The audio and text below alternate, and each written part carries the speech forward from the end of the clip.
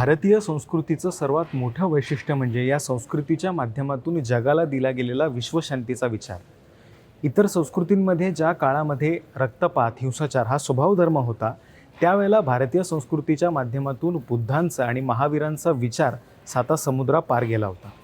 ज्या वेळेला अशाच पद्धतीचा विचार एखादा कलाकार आपल्या अभिव्यक्तीच्या माध्यमातून लोकांसमोर मांडतो, त्यावेळेला केवळ एक सशक्त कलाकृती जन्माला येते असं नाही, तर या जगाला आणि संपूर्ण मानवतेला दिशा देणारा विचार त्या मातीमध्ये पेरलेला असतो. नमस्कार, मी मुकुल आव्हाड आणि कॅमेऱ्यावर आहेत सेजल जाधव. MTVमध्ये आपल्या सगळ्यांचं स्वागत. आज आपण आलेलो आहोत जहांगीर कला दालन येथे कमल जैन यांचं एक वैशिष्ट्यपूर्ण असं चित्र प्रदर्शन बघायला.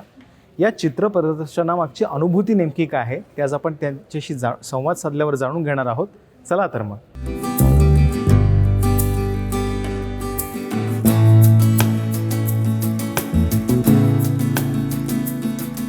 कलेच्या क्षेत्रामध्ये मागच्या 5 दशकांहून अधिक काळ ज्यांनी आपल्या कलाकृतींचा एक अविरत असा ठसा उमटवला असे माननीय कमल जैन जी आहेत. आज आपण त्याची संवाद साधणार आहोत. सर, MTV में आपका बहुत बहुत स्वागत है. मेरा नसीब, it is really good. Namokar महामंत्र जिसकी साधना इतने सालों से आप कर रहे हैं, आज की तारीख में जब आपकी कलाकृति की ये अभिव्यक्ति जहांगीर कला दालन में हम देख रहे हैं, इसका महत्व क्या हुआ है इतने सालों के बाद? मुझे महत्व का पता नहीं है. मुझे ये लग रहा है कि ये न्यूयॉर्क में होने जैसी बात थी, लेकिन सडनली मेरे बीच में तबीयत बहुत ख़राब हो गई. उसी बीच मेरे मन में आया कि हमको ये करना चाहिए, सब बेच के करना चाहिए. वो लग गया. तो 125 पेंटिंग्स की लगभग 10 करोड़ नमोकार मंत्रों का ये एग्जीबिशन है. और हर एक पेंटिंग अपने विषय में एक जो आगम है जेनोलॉजी को लेके, एक जो व्यवस्था है उसको एक ऐसे दृष्टिकोण से देखा गया है. जो 4000 जो संत होंगे इंडिया में और जो समागम होगा, पूरा समाज होगा, किसी ने भी इस दृष्टिकोण से देखने का तजुर्बा नहीं आया. तो एक मुझे नई दिशा सभी लोगों को देखने के लिए मिली. और मैंने जो एक कैटलॉग डिज़ाइन किया है उसको अगर आप गौर से देखेंगे तो बिना पाठशाला गए 7 साल या 12 साल के बच्चे, 20 साल के बच्चे आराम से नमोकार मंत्र ब्राह्मी लिपि में लिख सकते हैं. ये एक उपलब्धि हुई है. और यहाँ तक मेरे काम को देख के वो उर्दू में भी लिख सकते हैं नमोकार मंत्र. तो कण कण में भगवान की जो बात है, 84 लाख योनि से ह्यूमन बीइंग बनने की जो बात भगवान ने बनाई है, तो हर कण में, जीव के हर कण में, चाहे वो कोई भी कास्ट हो, ये हो, उसका कोई फर्क नहीं है. सभी में महावीर उपलब्ध हैं, जैन धर्म उपलब्ध है. ऐसा जैन नमोकार मंत्र की शक्ति है जिसको मैं बताने की कोशिश कर रहा हूँ. उसमें एक कण जैसा काम कर पाया हूँ. मीडिया का जो क्षेत्र है, आप प्राइमरीली प्रिंट मीडिया जो है उसमें आपका तजुर्बा कई सालों का रहा है. आपने इस सदी के बहुत से दिग्गजों के साथ काम किया है. इसके बाद ये जो अध्यात्म की पूरी धारा आपने चुनी, आपका ये जो रास्ता, आपका सफर था, वो कैसा रहा था? ये ट्रांजिशन कैसा था आपके लिए? ये मुझे पता नहीं है, लेकिन जैसे लोक सत्ता जब मैंने डिज़ाइन किया था 1990 की बात है, तो मुझे लगा कि उस समय एक फॉन्ट का निर्माण हुआ, वो है सरल, जो 10 करोड़ से ज़्यादा लोग उसको देख रहे हैं, कर रहे हैं. लेकिन इसी बीच मेरे मन में आया कि कल अब जैसे जैसे कंप्यूटर का युग बढ़ा, ये बढ़ा, तो बड़े पोस्ट सब खाली होने लगे कंपनियों में. तो क्या मैं खा पाऊँगा, जिंदा रह पाऊँगा? ऐसे एक भावना मन में आए.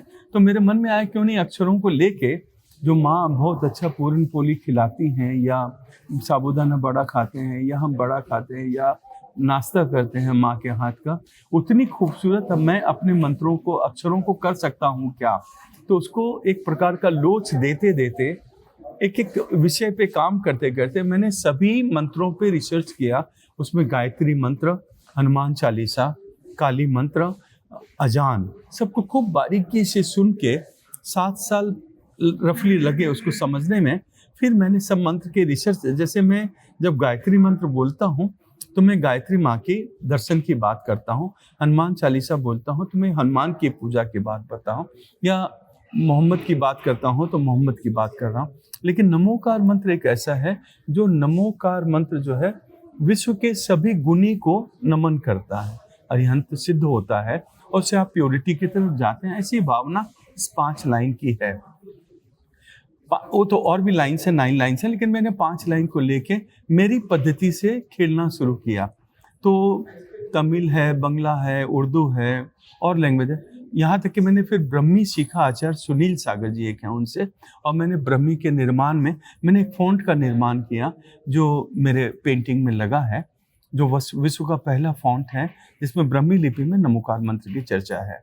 तो ओवरऑल देखेंगे तो एक अद्भुत दुनिया में जाके पूरा काम खड़ा होने लग गया, और आगम की जो समझ मुझे आने लग गई उसको मैंने रूपांतर किया मेरे कला साधक में, और करते करते एक नई दिशा में जेनोलॉजी जो इतनी पुरानी और पुरातत्व है उसको नई दिशा में लाने की पूरी कोशिश करने लगा।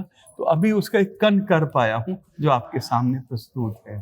जी हाँ, ये तो एक बहुत बड़ी बात है। आपने जिस एक पूरे, मुझे लगता है कि एक प्रवास की बात की है, एक प्रवास की बात की है। और अभी मैं सिनेमा की तरफ आना चाहता हूँ कि पिछले सदी के सबसे बहुत बड़े निर्देशक मतलब सत्यजीत रे, हाँ। जिन्होंने भारतीय कथा सूत्र को एक अपने सिनेमा के माध्यम से विश्व के पटल पर सिने चित्र की पूरी दुनिया में दिखाया था।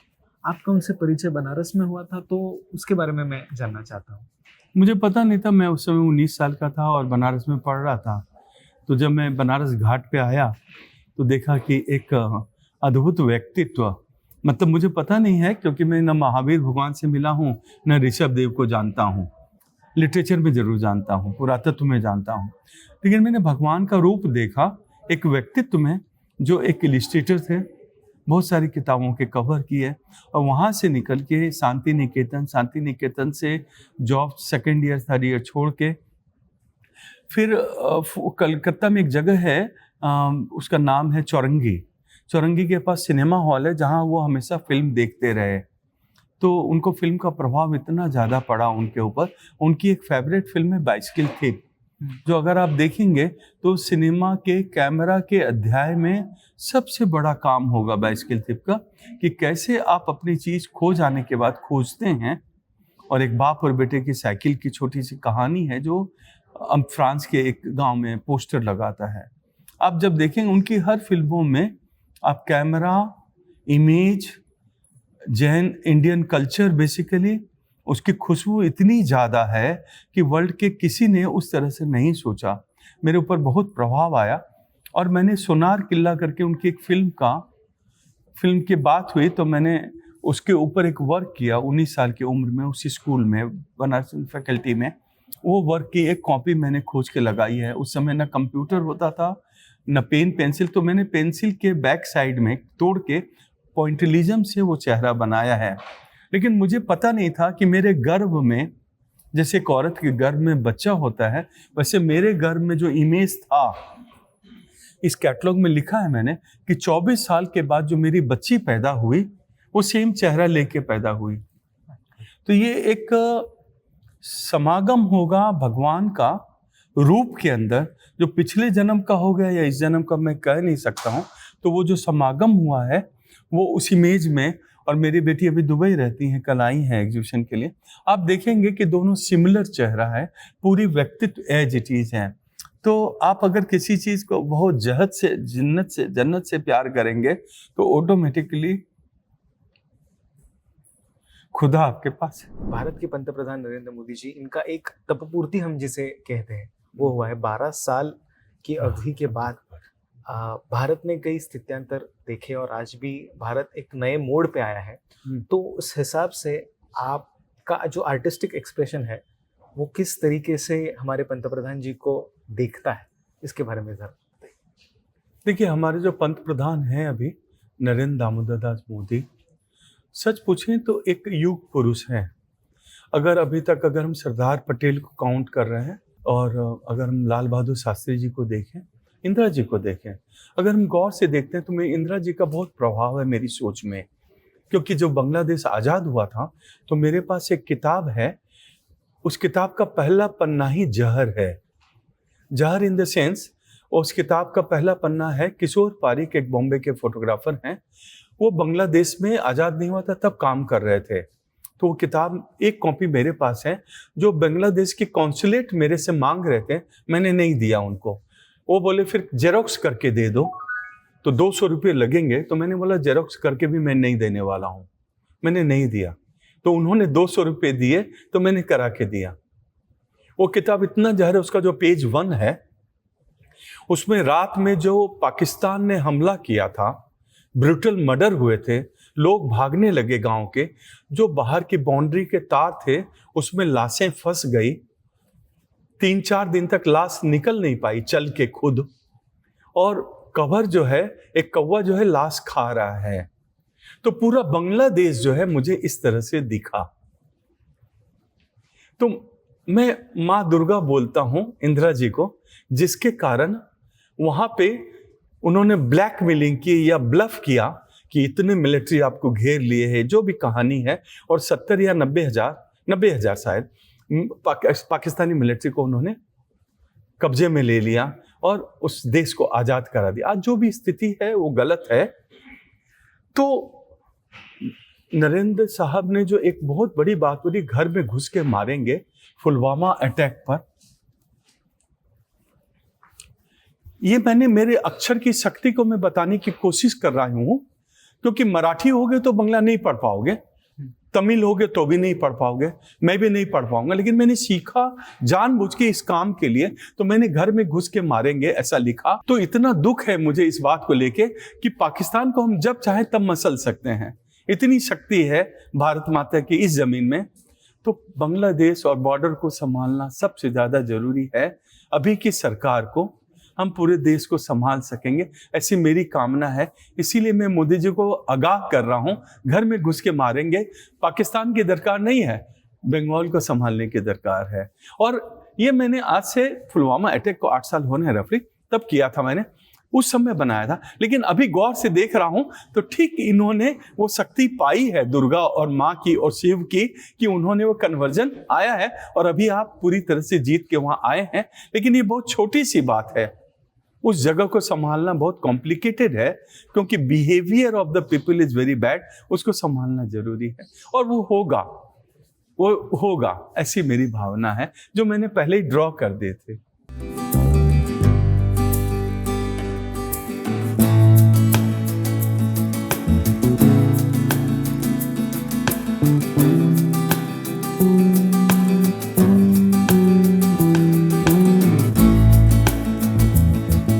अभी हाल में 4 साल पहले मैं देवघर गया था, जहां बाबा, जैसे उज्जैन है, महाकाल है, वैसे शिव वहां रहते हैं। देवघर बाबा धाम बोलते हैं। कंवर लेके लोग जाते हैं, पानी चढ़ाते हैं, ये वो एक पद्धति है या विश्वास है। तो मुझे लगा कि क्या मोदी जी शिव हैं, ये एक भावना आई। तो मैंने देखा बिहार, झारखंड, उड़ीसा में पीपल के पेड़ को धागे से, पीपल का पेड़ होता है, धागे से उसको बांधा जाता है, और हर औरत अपने पति के या अपने परिवार के सुख होने की कामना करती है। तो ये बात मेरे में आई, तो मैंने मोदी जी को लाल धागे से बांध दिया है इसमें। लेकिन उनके चश्मे में जो दिख रहा है, भारत माता की जय उर्दू में दिख रहा है, जय श्री राम दिख रहा है, वंदे मातरम दिख रहा है, नमो अरिहंतानम दिख रहा है। विश्व शांति के लिए मुझे लगता है कि जो अभी हाल में ट्रंप को पाकिस्तान के कारण, कोशिश के कारण एक पुरस्कार मिला, नोबेल पुरस्कार, वो गलत था। अगर वर्ल्ड वॉर कर रहे हो तो पीस की बात कहाँ है? एकदम क्लियर एक लाइन की बात है। लेकिन मुझे लग रहा है वो पीस तो इस शख्स को मिलना चाहिए जो बदलाव ला रहे हैं, ऐसी मेरी भावना है।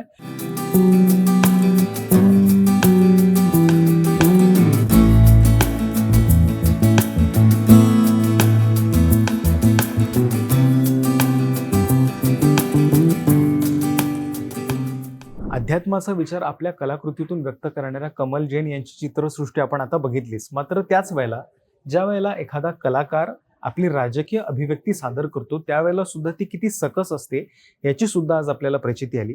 आज आपण कमल जैन यांच्याशी संवाद साधला आणि या संवादाच्या माध्यमातून त्यांच्या विचार विश्वाचा सुद्धा उलगडा आपल्याला झालेला आहे। आपल्याला ही संपूर्ण अनुभूती कशी वाटली हे मला कमेंट बॉक्समध्ये नक्की सांगा आणि बातम्यांच्या ताज्या अपडेटसाठी MAHA MTVच्या YouTube चॅनलला सबस्क्राईब करायला विसरू नका। धन्यवाद।